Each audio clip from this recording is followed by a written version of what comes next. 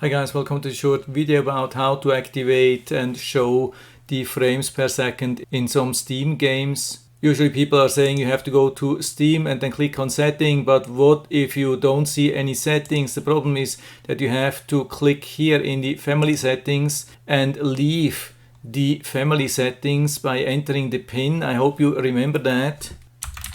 So I've entered the PIN, click on OK, and then you can see it shows red, so you are not in the family view. I don't know why it prevents from seeing the settings, but now you can click on Steam. Now you have these settings, and now you can click on in-game, and we can choose from where we want to have the FPS counter, top left, top right, bottom right, and so on. There's also an additional option for high contrast color. So I usually keep it on top left, and then you click on OK, and then you can start the game and you will see it on the left top. Yeah, that's it for now. I hope I've been able to help you a little bit with this video. If you like it, give me a thumbs up, subscribe my channel. Thanks for watching. See you next time.